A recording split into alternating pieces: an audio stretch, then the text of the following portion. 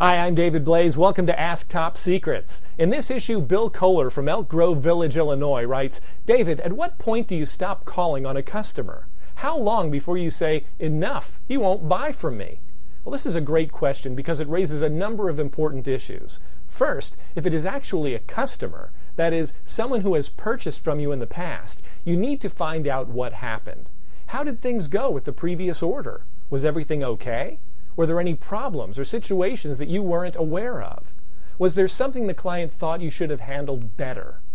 Knowing how your clients feel about previous promotions that you've sold to them is extremely important. So if it's a client, that's your first step. Be honest. Ask them straight out, is it something we've done? When you take that approach, most clients will tell you. In many cases, you'll find that they're not unhappy at all. They just didn't have anything going on and perhaps were too busy to respond.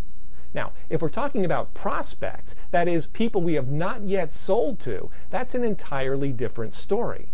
If you're trying to decide whether or not to give up on a prospect, first determine exactly how far you have gotten with that prospect. Many problems related to prospect follow-up stem from inadequate qualifying. In other words, we fail to find out up front if the prospect has any need, desire, or budget for what we sell. Many unqualified prospects don't like to say no. They might not want to tell you that they don't have the money, don't understand the value of promotional products, are already working with someone else, or they just don't get it. Instead, they'll just stall or blow you off. So the first thing you need is an effective lead qualification procedure, a short series of questions you ask new prospects to determine if they have any need for what we sell. Do they currently use any business gifts? Do they attend or exhibit at any trade shows? What do they do to retain employees or reward performance? Answers to questions like these tell you whether or not you've got a live prospect or a dead lead. So do your qualifying up front. Don't waste time on dead leads and follow up with live prospects until they either buy from you or tell you they're not interested.